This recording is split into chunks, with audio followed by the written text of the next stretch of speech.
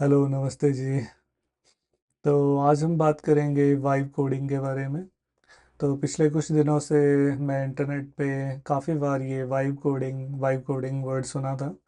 तो उसके ऊपर रिसर्च करने पे और कुछ आर्टिकल पढ़ने के बाद ये पता चला कि जो मैं पिछले 4 महीनों से कर रहा हूँ वो वाइब कोडिंग ही है।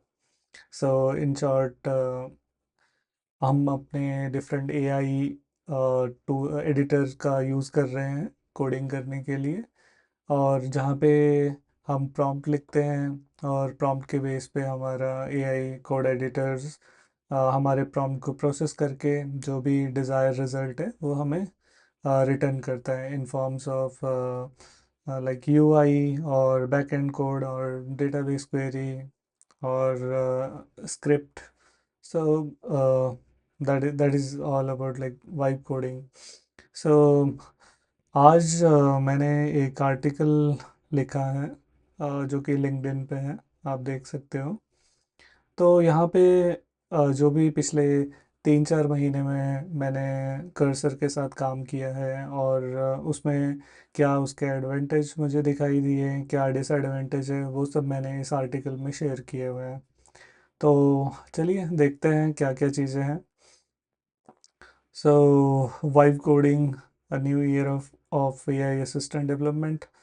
ऑब्वियसली आज के डेट में मोस्ट ऑफ द चीज़ें जो है वो एआई एआई हर जगह ही है। आप हेल्थ केयर बोलो, आईटी आईटी बोल सकते हो, या कोई भी सेक्टर बोलो, हर जगह आप एआई एक बज़वर्ड की तरह यूज़ किया जा रहा है। तो आज हम देखते हैं इस आर्टिकल में तो कि इसकी रियलिटी क्या है और हम कहाँ तक पहुँचे हुए हैं। तो यहाँ पे वैसे तो आप आर्टिकल पूरा खुद से पढ़ सकते हो, बट मैं ये लिंक डिस्क्रिप्शन में भी दे दूँगा।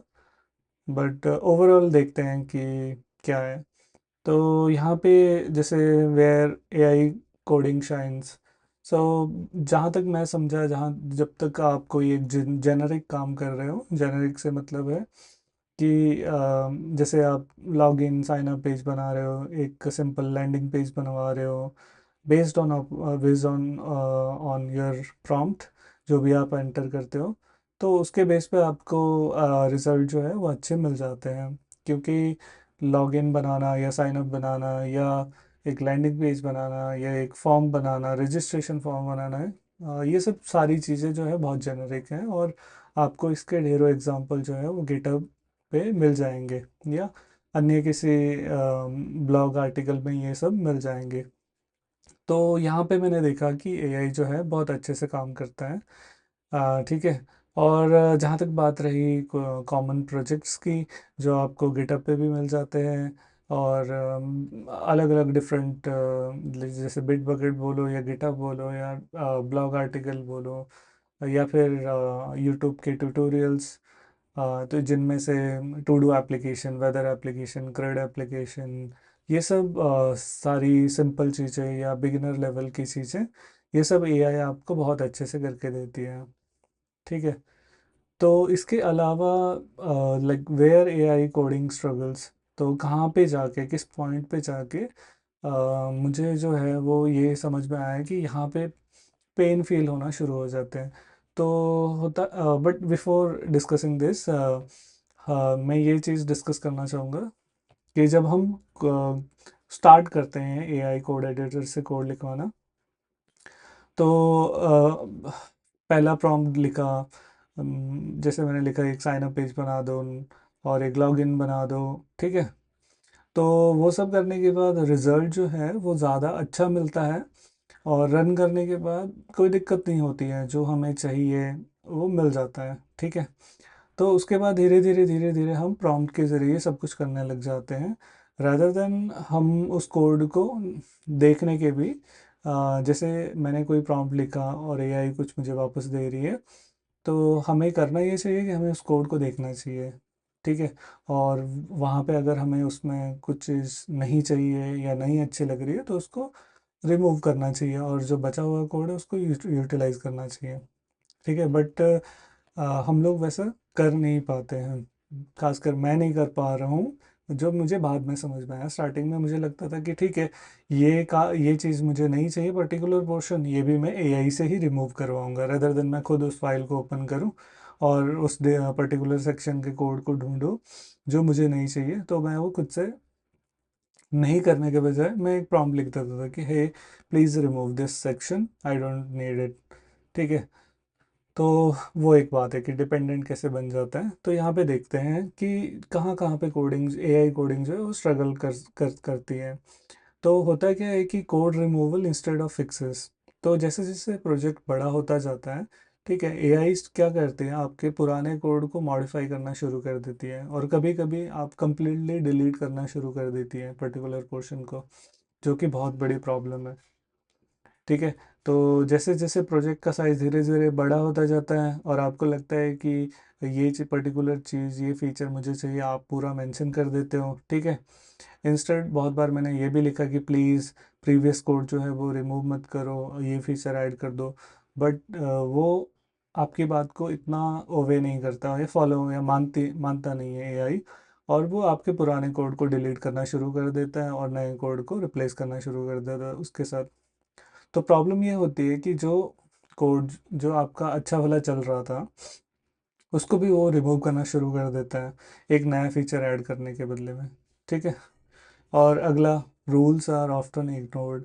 तो आपके डिफरेंट आईडी में या आपके प्रॉम्प्ट्स में आप रूल सेट वगैरह कर सकते हो कि देखो, ये चीज़ ऐसे होनी चाहिए, ये ऐसा होना चाहिए, वैसा होना चाहिए। ठीक है।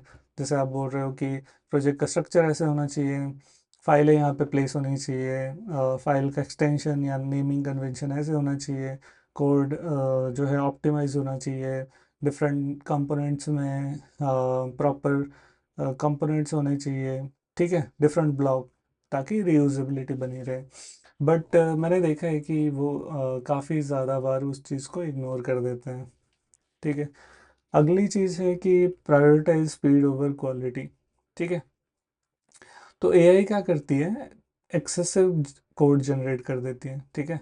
तो उसमें क्या होता है कि अनटिल एंड अनलेस आप मेंशन करो कि मुझे कोड रीयूज़ करना है, और मुझे जो कोड जो है वो स्टैंडर्डाइज करना है, पर्टिकुलर हेल्पर फंक्शन के कोड हेल्पर फंक्शन में ही होने चाहिए, उस फाइल में या उस फोल्डर स्ट्रक्चर के अंदर होने चाहिए, कंट्रोलर का कोड इधर अलग ही होना चाहिए। ठीक है। और जो आपकी यूआरएल है, राउटिंग है, वो अलग से होनी चाहिए। तो वो सब एआई जो है वो आपको अपफ्रंट करके नहीं देता है। ठीक है। ऑब्वियस सी बात है, अगर आप जैसे एक प्रोजेक्ट स्टार्ट कर रहे हो और आप उसमें मेंशन करते हो कि ये है मेरा जो है वो प्रोजेक्ट का स्ट्रक्चर होना चाहिए, इस तरीके से फोल्डर होने चाहिए, इस तरीके से इसके अंदर फाइलें होनी चाहिए, तब वो उस चीज़ को एक हद तक फॉलो करता है। बट अगर आप लाइक डायरेक्टली आके बस ये लिखो मुझे ये चाहिए, मुझे वो चाहिए, तो वो क्या करेगा, ये कम से कम फाइलें बनाएगा और उसमें ज़्यादा से ज़्यादा कोड पुट कर देगा। तो उसमें क्या होता है कि बहुत सारा कोड जो होता है वो अनवांटेड भी होता है, और बहुत सारा कोड है एक ही फाइल में पड़ा हुआ है, तो आपको समझने में भी दिक्कत आएगी। ऑब्वियस सी बात है, जब आपको एआई से कोड लिखवाते हो तो धीरे धीरे आप रिलाई कर लेते हो एआई पे, और आप उस कोड को चेक नहीं करते हो जब तक कि आपका प्रोजेक्ट चलना बंद ना हो जाए या फिर आपको कुछ गलत दिखे ना। ठीक है। तो आप उस चीज़ को छेड़ते नहीं हो कि ठीक है चलने दो। और अगला पॉइंट है इनकरेजेस ओवर रिलायंस। ठीक है। सो ओवर रिलायंस से मतलब ये है कि जब आपके स्टार्टिंग स्टार्टिंग में जब आप काम करते हो, ठीक है, तो एआई जो है वो आपको इम्प्रेसिव बहुत अच्छा इनिशियल रिजल्ट दे देता हूँ। ठीक है। तो उसके बाद क्या होता है कि धीरे धीरे, जो मैंने थोड़ी देर पहले भी बात की, आप अपने कोड को रिव्यू करना छोड़ देते हो। ठीक है। तो पॉइंट ऐसा आ जाता है जहाँ पे आपके कोड में कोई प्रॉब्लम है, तो कोई इशू है या बग है जो कि आपको दिख रहा है वहाँ पे, जैसे आपका प्रोजेक्ट रन नहीं हो रहा है, आपको टर्मिनल में प्रॉब्लम दिख रही है, तो वहाँ पे जाके आप उसको सॉल्व करने के बदले आप उस पर्टिकुलर चीज़ को, या उसको आइडेंटिफाई, एटलीस्ट आइडेंटिफाई करना कि क्यों आ रहा है, तो मैन्युअली आइडेंटिफाई करने के बदले आप एआई को प्रोवाइड कर देते हो कि ये रहा एरर, प्लीज़ आप देख लो। अब कुछ कुछ केसेस में, या मैं बोलूँ 50% 60% काफ़ी अच्छा रिस्पॉन्स मिल जाता है और वो फिक्स भी हो जाता है। ठीक है। अब वो फिक्स किस तरीके से किया है, क्या किया है, अगर आप सिर्फ डिपेंड रहोगे कि हाँ फिक्स करने के बाद मेरा प्रोजेक्ट जो है वो अच्छे से चल पड़ा है, ठीक है, तो आप बोलोगे कि ठीक है, अच्छी बात है। बट अगर आप उस सिर्फ उस पर डिपेंडेंट रहोगे तो कल को जब आपका प्रोजेक्ट साइज बड़ा हो जाएगा आपको प्रॉब्लम आ जाएगी कि ये कोड लिखा क्यों गया था। ठीक है। हेलुसिनेशन इशू, तो बाद में क्या करता है कि काफ़ी जब प्रोजेक्ट की कॉम्प्लेक्सिटी इंक्रीज हो जाती है तो एआई क्या करता है, एजम्पशन बनाना शुरू कर देता है कि शायद ऐसा होगा, शायद ये फीचर ऐसे बनेगा, शायद वैसे बनेगा। जब उसको बोलते भी हो तब भी वो कुछ और ही मिसलीडिंग कोड देना शुरू कर देते हैं। सो एग्जांपल हम ये बोल सकते हो कि अगर आपने एक डेटाबेस यूज़ किया हुआ है माई सिक्वल, या फिर आपने यूज़ किया हुआ है कोर माई सिक्वल लाइक सेलेक्ट क्वेरी ये सब, तो एक पॉइंट ऐसा आएगा वो कहीं से कोड ऐसा लिख के दे देगा जो कि किसी ओ आर एम का होगा। ठीक है, ओ आर एम क्वेरी होगा, बट वो तो आपने इंस्टॉल किया नहीं है। ठीक है, तो उसके साथ वो कोड देना शुरू कर देगा, गलत कोड देना शुरू कर देता है। ठीक है। तो ये तो रही कि कहाँ पे different like point where AI coding struggles जो मैंने नोटिस किया हुआ है, और भी काफ़ी सारे पॉइंट हैं जो हो सकते हैं। तो the best AI model for coding, जो जहाँ तक मेरा एक्सपीरियंस है, क्लाउड का जो सोनेट 3.5 है वो अब तक का मुझे सबसे अच्छा एआई मॉडल लगा कोडिंग के लिए। ठीक है। बाकी जो चैट जीपीटी के है या डिफरेंट डीप सीक है, जेमिनी है, ये सब क्या करते हैं कि जहाँ तक मैंने एक्सपेरिमेंट किया है, ये आपको कोडिंग के मामले में इतना अच्छा रिजल्ट नहीं देते हैं। ठीक है। और आप जो प्रॉम्प्ट दे रहे हो उस चीज़ को ये ओवे ज़्यादा ज़्यादा अच्छे से नहीं कर पाते हैं। तो ऐसा हो सकता है कि आपने प्रोजेक्ट्स एक यूआई बनाना शुरू किया, मान लो आपने बोला है कि मुझे ब्लू और वाइट का कॉम्बिनेशन लेके एक यूआई बनानी है, तो फर्स्ट प्रॉम्प्ट के हिसाब से वो वैसे बना के दे देगा। ठीक है। और उसके बाद जब आप सेकंड प्रॉम्प्ट में कुछ इम्प्रूवमेंट करने को बोलोगे, वो ब्लू और वाइट को छोड़ के कुछ और ही करना शुरू कर देगा। ठीक है। और कुछ भी random colour cooler combination apply करना शुरू कर देगा। तो उसमें क्या है, जहाँ तक मैं समझा हूँ कि वो अपने कॉन्टेक्स्ट को ज़्यादा ज़्यादा लंबे टाइम तक होल्ड होल्ड करके नहीं रख पाते हैं, या उनकी स्ट्रेटजी वैसे, क्योंकि ऑब्वियस सी बात है जितना बड़ा आपका कॉन्टेक्स्ट साइज होगा उतना बड़ा आप उतने ज़्यादा आपके टोकन्स लगेंगे, उतना मॉडल एक्सपेंसिव होगा। ठीक है। तो क्लाउड सोनेट 3.5 जो है वो काफ़ी हद तक मुझे अच्छा लगा। ठीक है। वो भी ये सब प्रॉब्लम क्रिएट करता है जो हमने यहाँ पे डिस्कस की हुई है। लाइक सब सब करते हैं, बट ये भी करता है, बट ये बाकी से थोड़ा सा अच्छा है। ठीक है। तो ये भी हमने बात कर ली कि बाकी के जो एआई टूल है वो क्यों स्ट्रगल करते हैं। ठीक है। Who can benefit from vibe coding. ठीक है। तो अगर आप एक नए डेवलपर हो, ठीक है, और आपने प्रोग्रामिंग जस्ट स्टार्ट की हुई है और आपको थोड़ा बहुत आता है, ठीक है, तो एक अच्छा तरीका ये है कि आप उसके जो रिज़ल्ट आपको एआई कोड एडिटर दे रहा है उसके साथ आप सीख सकते हो। ठीक है, कि ये इस तरीके से होता है, ये उस तरीके से होता है। बट नए डेवलपर को सिर्फ एआई कोड एडिटर के ऊपर रिलाई करना बहुत ही ज़्यादा रिस्की है। ठीक है। स्मॉल एप्लीकेशन, छोटी एप्लीकेशन या मीडियम लेवल के एप्लीकेशन आप एआई से डेवलप कर सकते हो, बट कोई एक प्रोडक्शन लेवल का कोड बनाना है या कुछ करना है, वो उसमें दिक्कत हो जाएगी। और साथ ही साथ प्रॉब्लम क्या होगी कि जब भी आप एप्लीकेशन बना रहे हो एक सर्टेन पॉइंट पे आपको प्रॉब्लम्स आएंगी। ठीक है, जो कि एआई भी आपको घुमा फिरा के कुछ उल्टे सीधे आंसर देना शुरू कर देगा। तो उस टाइम पे आपका कोड कोड बेस इतना बड़ा हो जाएगा। ठीक है, मान लो आपने स्टार्ट किया था 2 फाइलों से, और आपने एआई से करवाते करवाते आप पहुंच गए अब 15-20 फाइलों में, 15-20 फाइल में। तो 15-20 फाइल में जो है वो आपके पास बहुत ज़्यादा कोड आ जाएगा। अब दिक्कत क्या है, दिक्कत क्यों आ रही है, क्यों नहीं आ रही है, अगर आपके बेसिक क्लियर नहीं है, अगर आपको प्रोग्रामिंग का नॉलेज नहीं है, या फिर जो भी प्रॉब्लम है वो आप चैट जीपीटी या गूगल में या कहीं पे और जाके उसको रिसर्च नहीं करते, समझने की कोशिश नहीं करते, और जस्ट आप सिंपली जो है वो प्रॉम्प्ट दिए जा रहे हो कि ये प्रॉब्लम है, देखो ज़रा सॉल्व करो, देखो सॉल्व करो, तो आपको बहुत ही ज़्यादा फ्रस्ट्रेटेड हो जाएगा ये चीज़ करना। तो डिबगिंग करना बहुत ही ज़्यादा फ्रस्ट्रेटेड हो जाएगा। कल को एक ऐसा छोटा सा इशू आएगा जो एआई को नहीं समझ आ रहा है कि कहाँ पे क्यों हो रहा है, बट अगर आपकी इंटरवेंशन नहीं होगी तो वो और भी ज़्यादा फ्रस्ट्रेटिंग हो जाएगा, क्योंकि आपको बेसिक नॉलेज है नहीं। सो एक्सपीरियंस डेवलपर की बात करें यहाँ पे, तो यहाँ पे बहुत सारी कंपनीज जो है वो आज के डेट में उम्मीद कर रही है कि एक डेवलपर जो है वो 1.5 या 2 डेवलपर या 3 डेवलपर के बराबर काम कर सके। ठीक है। और एक्सपीरियंस डेवलपर के साथ ये बात थोड़ी सी ट्रू भी होती है, बट एक टर्म एक लिमिट तक। यहाँ पे लिमिट से मेरा मतलब ये है कि अगर एक डेवलपर है मर्न स्टैक का या मीन स्टैक का, अगर आप उसको उसी प्रोजेक्ट से आई मीन उसी टेक से रिलेटेड काम करने को दे रहे हो और साथ में एआई असिस्टेंट के साथ काम कर रहा है, एआई एडिटर के साथ काम कर रहा है, तो वहाँ पे प्रोडक्टिविटी बढ़ने के चांसेस ज़्यादा हैं।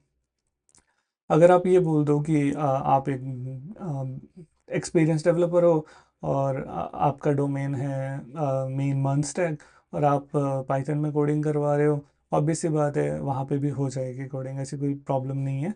इवन लाइक एक्सपीरियंस डेवलपर उधर भी प्रॉब्लम सॉल्व कर देगा, लेकिन वहाँ पे प्रॉब्लम ये हो जाएगी कि जो अच्छा कोड वहाँ पे आना चाहिए था, या कुछ अगर ख़राब कोड एआई से आ रहा है तो उसको देखना समझना और उसको रिफाइन करना, वो नहीं कर पाएगा। ठीक है। तो यहाँ पे बात ये वाली है।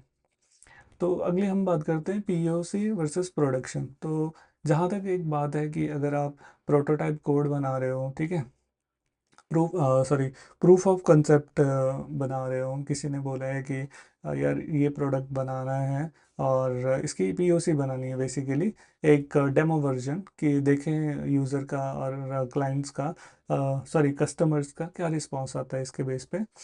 तो पीओसी बनाने के लिए एआई जनरेटेड कोड मुझे लगता है फ़ाइन है, क्योंकि आप एक डेमो बना रहे हो, तो डेमो में आपको इतना कुछ टेंशन लेने की ज़रूरत नहीं है। बट अगर आप एक प्रोडक्शन ग्रेड एप्लीकेशन बना रहे हो जहाँ पे आपके हज़ारों लाखों यूज़र आएंगे, तो और वहाँ पे बहुत सारी चीज़ें जो है स्टेक पे लगी होंगी, आपका अमाउंट पैसे, आपकी लाइक आपकी रेपुटेशन और बहुत सारी चीज़ें जो है वो लगी होती है, तो वहाँ पे आप एआई जनरेटेड कोड पे कम्प्लीटली रिलाई नहीं कर सकते हैं। मतलब एआई जनरेटेड कोड होगा वहाँ पे, बट एक लेयर होगी और जहाँ पे ह्यूमन इंटरवेंशन होगा, और वहाँ पे एक डेवलपर जो है उस कोड को देखेगा, समझेगा, उसको अच्छा लगेगा वो एक्सेप्ट करेगा, उसको नहीं अच्छा लग रहा है उसको मॉडिफाई करेगा अपने तरीके से, और उसको वो फिर फाइनली एक्सेप्ट करेगा। ठीक है। तो तो इससे रिलेटेड फाइनल थॉट ये है कि ऑब्वियसली ये एआई टूल से हम प्रोडक्टिविटी इंक्रीज कर सकते हैं। सॉरी। तो हम एआई टूल से जो है वो प्रोडक्टिविटी इंक्रीज कर सकते हैं, बट बात रही कि जैसे हमने डिस्कस किया है कि एक नया डेवलपर उसको किस तरीके से यूज़ कर सकता है या कैसे नहीं करना चाहिए। ठीक है। या फिर हमें कैसे एक एक्सपीरियंस डेवलपर को भी जो भी एआई कोड दे रहा है एज ए रिस्पॉन्स आपके प्रॉम्प्ट को, तो उसको कैसे उसको हमेशा रिव्यू करना चाहिए और इंश्योर करना चाहिए कि आपका जो भी प्रोजेक्ट का आपने डिसाइड किया हुआ है कि ये स्टैंडर्ड होना चाहिए, कोडिंग स्टैंडर्ड या फोल्डर स्ट्रक्चर या स्केलेबिलिटी के हिसाब से या रीयूजेबिलिटी के हिसाब से, तो वो हमेशा आपको चेक करना चाहिए। ठीक है। तो ओवरऑल वही है कि एआई पावरफुल टूल है, बट ह्यूमन इंटरवेंशन ज़रूरी है। एटलीस्ट अभी तक। फ्यूचर का कुछ बोल नहीं सकते हैं, बहुत अच्छे अच्छे और भी चीज़ें आ सकती हैं, बट ऑब्वियसली है कि बहुत ज़्यादा रिपीटेशन और ये सब चीज़ें, रिपीटेशन मतलब जैसे आपने एक प्रॉम्प्ट दिया, अब एआई खुद एनालाइज कर रहा है कि हाँ इसमें इसका जो मैंने रिस्पॉन्स दिया, वो उसको आपको कोड देने से पहले वो पहले चेक कर रहा है कि ठीक भी है कि नहीं है। तो वहाँ पे भी अगर कुछ प्रॉब्लम है तो वो उसको फिर से फिर से प्रॉम्प्ट खुद से ही मॉडल को प्रॉम्प्ट भेज देता है, और फिर रिस्पॉन्स आता है, फिर उसमें चेक करता है कि कुछ दिक्कत तो नहीं है। ठीक है, अभी तक तो मैंने देखा नहीं कि एक्चुअल में वो कोड को रन करता है, बट जहाँ तक बात है सिंटेक्स की या लिंटिंग की, कुछ एरर है तो वो पहले से ही चेक कर लेते हैं कि हाँ प्रॉब्लम है, तो मुझे ये यूज़र को देना नहीं है, और एक वो नया प्रॉम्प्ट जो है वो इंटरनली पूछ लेता है उस पर्टिकुलर प्रॉब्लम के साथ जो उसको दिख रही है। ठीक है, तो अभी तक हम यहाँ तक पहुँचे हुए हैं, आगे देखते हैं कहाँ जाते हैं। आप भी अपने व्यू यहाँ पे शेयर कर सकते हो कमेंट्स में। चलो ठीक है, मिलते हैं किसी नए टॉपिक के साथ।